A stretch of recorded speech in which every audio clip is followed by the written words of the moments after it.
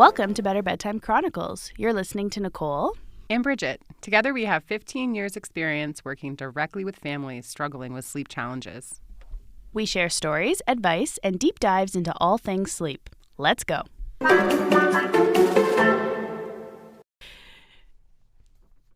How is it going? It's going very well. How are you? I'm good. I am happy to dive into our topic today. Me too. This is a common one. Where should my baby sleep? When should we change where they're sleeping? What to look for? And we're going to go through all of it today, from bassinet, newborn, all the way up to when your little one gets out of the crib.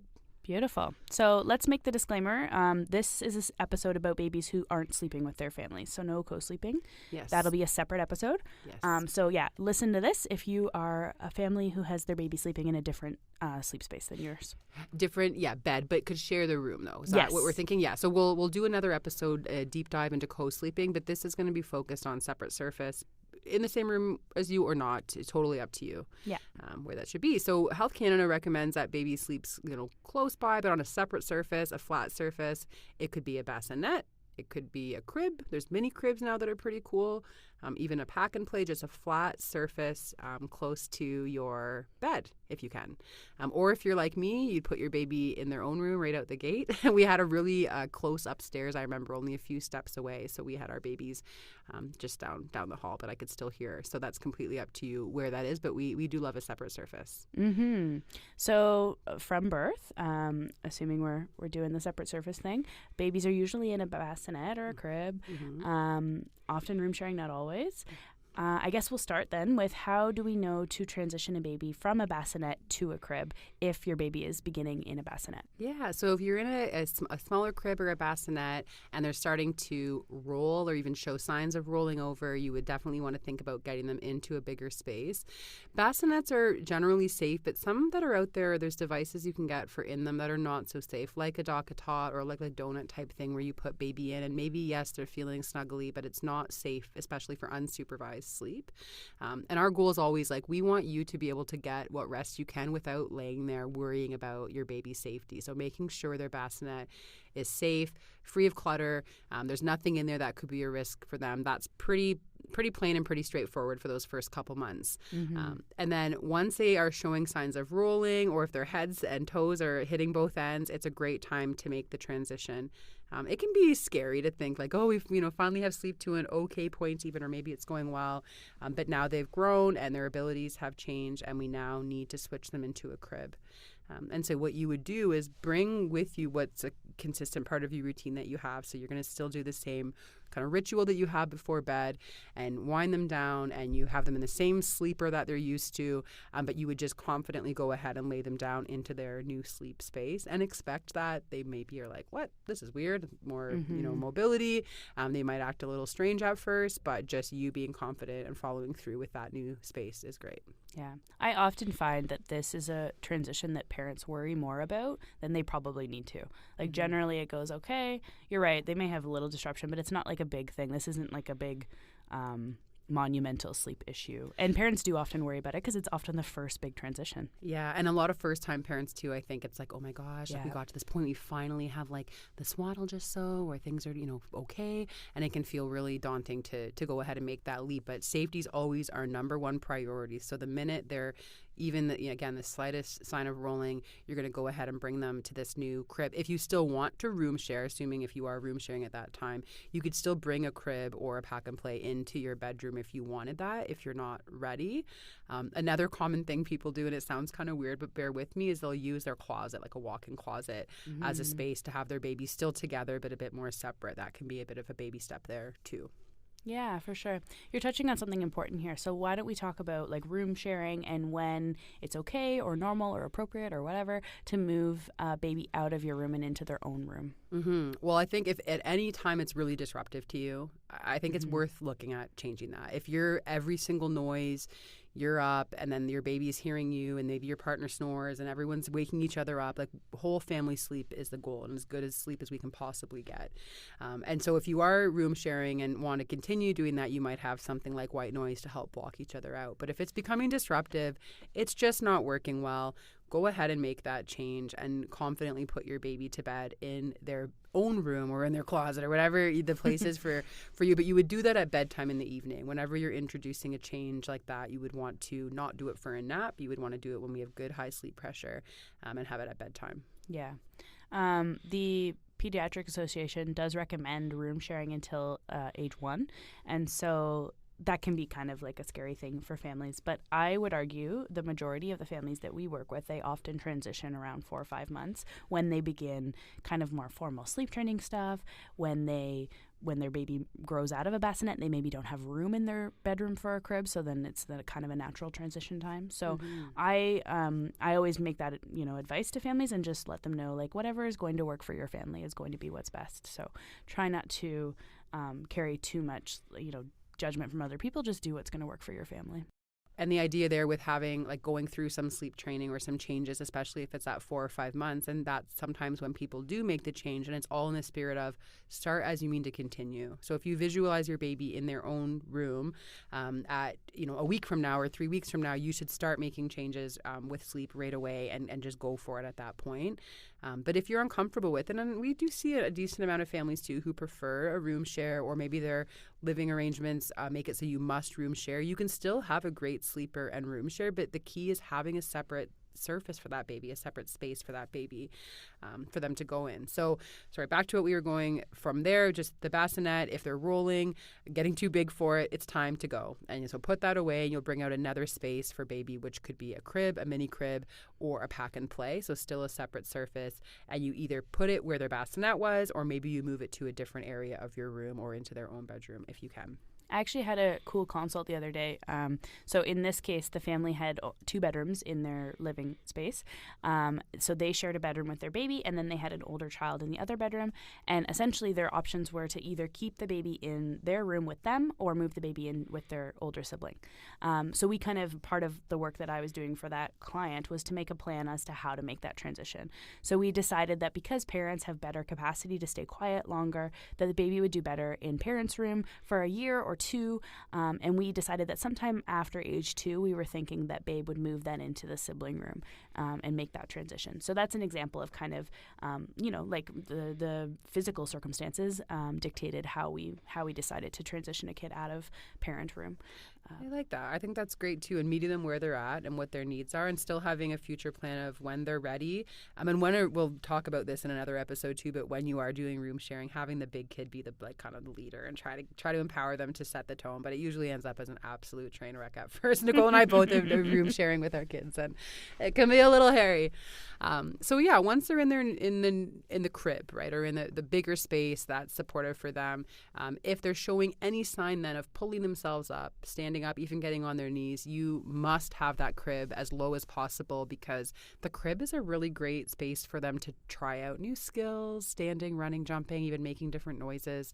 And we don't ever want to have any hint in the back of your mind that they could tumble out of that crib from pulling themselves up. Yeah, and I would advise just move it down low as soon as you can. My girlfriend has a hilarious story where they thought they had moved the crib down to the bottom. They both believed the other person had done it, and they didn't really know what it would look like, so they just assumed it had been done. But it was actually only on the middle setting.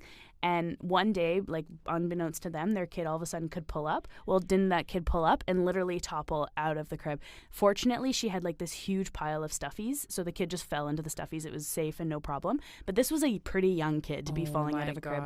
And they were just like, oh my God, I didn't even know it could go lower. So yeah, please take the time to check and make sure that you're at the lowest setting. Absolutely. And how scary. Thank God that all those teddies were there. Yeah. That reminds me too, if you're, especially in the spirit of making a change, if you're listening, you know what, now's the time I'm going to make the change. Don't wait till bedtime to do that, because lowering a crib can be a job. It can take a while. Yeah. I had clients, this probably 5 years ago now, so these kids definitely are in school. There's triplets and they have 3 cribs in one room. Oh. And this was a mistake for me, and a big lesson learned when I do overnights is to make sure the cribs are as low as possible, because wasn't it me and the dad at 6:37 hustling to lower the cribs. 3 cribs. 3 cribs.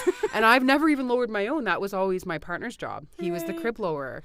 And so I never even had done it. So I'm sitting there and we're like scrambling with screwdrivers and things, whatever trying to get these triplet cribs down to get started for that safety. Very night. So if you're listening, don't be a fool like me and do it ahead of time. That way it's done, because we just want you to get as much rest as you can. And if you're worried they're going to tumble out, we're not sleeping well, right? No. So nice and low. So once they're in a crib, that's a pretty nice stage. You're there for a while. Let's talk about reasons you might be forced to transition your kid out of a crib. Yeah, and this is an interesting one, because many people we will hear from, and maybe you're listening and this is you too, will say they never liked their crib. Right? They're scared of their crib. They don't like it. And so we took a leap and got a toddler bed. Well, don't you know, it's still a nightmare sleep. It's not going so well. Yeah. So even though some will say we were not doing a crib or we're ready to leave the crib, we really comb through that to make sure the readiness is really there. And I mentioned this in an earlier episode, that a child, especially under age 3, doesn't know the responsibility of staying put. No, and they don't have the capacity to follow expectations, right? Like as soon as you're out of sight, you're out of mind, and they leave that room, or they get in trouble and do unsafe things in their room. Yeah, climbing a dresser, a bookshelf, if you're listening and you've ever had a kid just show up in your like living room if you thought they were asleep and you like have a heart attack, like you might know that feeling very well. But we just want to make sure that they are safe in that space. And so if you're thinking the necessity, so what's a necessity to come out of the crib? If they're crawling out, I still would, of course, make sure it's lowered as much as possible. Are they in a sleep sack, one that maybe they can't get that leg over as easy? So not a tight sleep sack, but a little more restrictive so they can't get the leg over that easily. I often will tell families to put sleep socks on backwards, because sometimes kids can undo the zipper on the front of a sleep sack, but if they're wearing it backwards, then they can't undo it. I like that too. And that's another pro tip if you are having a baby or a toddler who is pulling their pajamas off or their diaper off, is you can put it on backwards. I even had my sister's friend, this child's now a teenager. I remember this from her. She had a little boy who would literally take off all of his clothes, diaper. So we called it his prison suit. So he'd wear, she bought a sleeper, cut off the footies, and it went on backwards. He knew how to get that off though, so she had to put duct tape on the zipper to keep him in his jammies all night. I know. He'd probably wake up freezing, right? He'd wake up freezing, and he'd wake up and put poop places. Like it was horrible. So we had to have this little like kind of prison suit, we called it, and then he would sleep. And now he's like a well-adjusted, no problem, guy. But in the moment, it's like they don't know, right? And so making sure the attire they're in is keeping them warm and cozy, sure, but maybe it's going to restrict them getting out safely. Yeah, we want to pull out all the stops to keep them in the crib as long as we can. Yeah.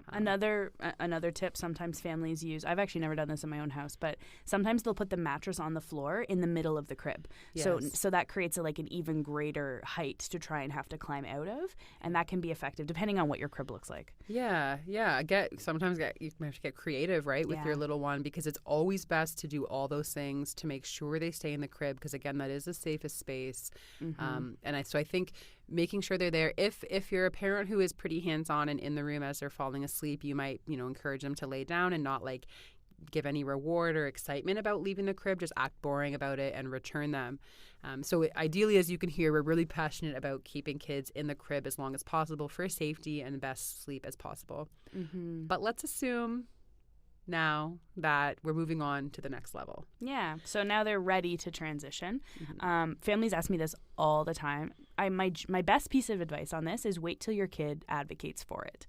And that can be pretty late. Yeah. Like one of my kids didn't transition out of her crib till she was like nearly 4. Yeah, same with me, my youngest, yeah. So yeah, I waited till they advocated, because if you don't, then they sometimes will push back, right? Then you'll get some complexity at bedtime. All of a sudden, they're not falling asleep more easily. They're in and out of their rooms a million times. Yeah. So it's nice to wait till they are ready and showing signs of readiness. Yeah, because remember, under that age, they don't really get it, right? And the expectation there, and to stay safe and stay put. So waiting as long as you can, and if they start asking for it, great. The other scenario you might be in is you've done all these things we mentioned and they're still climbing out ninja style.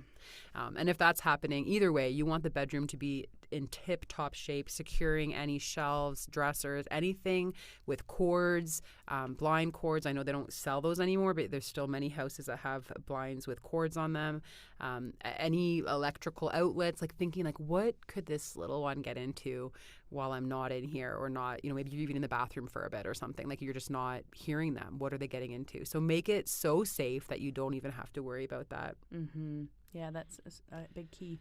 And I remember too, on that note of staying in a crib a long time, we moved across the city when my daughter was well over age 3, and she was still in a crib, sleeping beautifully. And everyone's like, well, certainly when you move, you're going to set up a bed for her. I'm like, hell no. That's right. I'm like, no, the opposite of that. And it was tempting because it was like, okay, get nice bedding. It's exciting. We have a new home. But then I thought, I hear on the phone from people who've done this, and it's a nightmare because moving's already a massive change. And now I've gone and changed her bed. So even though my husband's like, oh God, because this crib has now been put together and taken apart 1,000 times with all of our children. And so with our daughter, when we moved across the city, I made sure that crib was the last thing packed into the moving van, so that when we got the moving truck, so when we got to the new house, it was the first thing up to her room, and priority 1 was putting that crib back together. Oh, for sure. So she had that from, and it wasn't many months later that we pulled it down to drop to a toddler bed.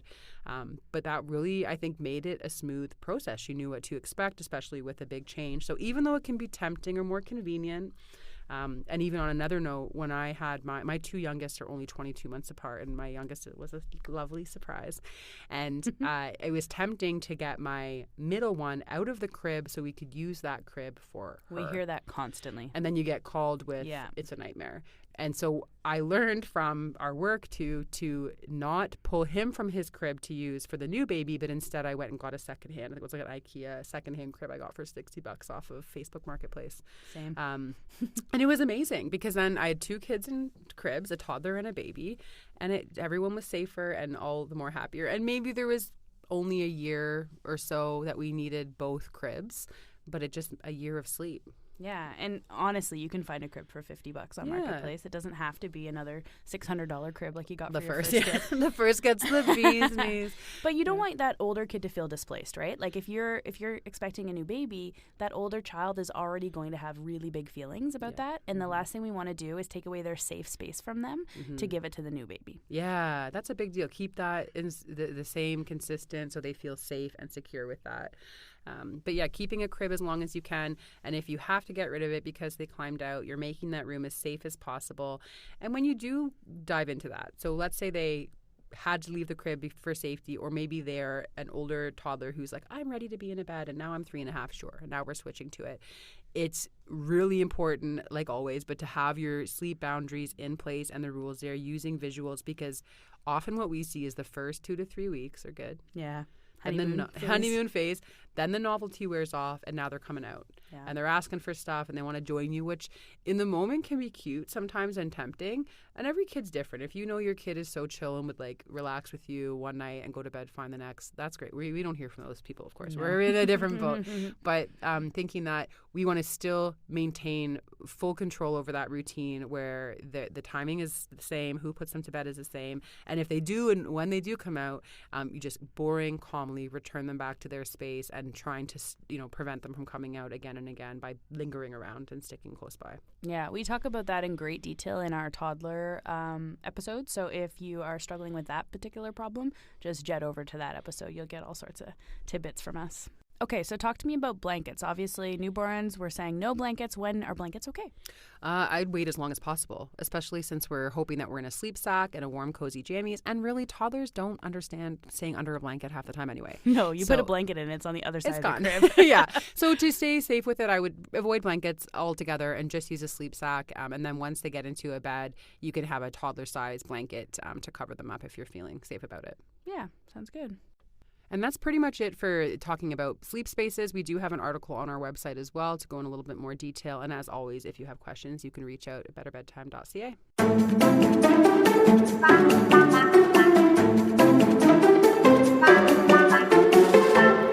Thanks for listening. Just remember, the shit is hard, but you are killing it. To stay in touch, you can find us at betterbedtime.ca.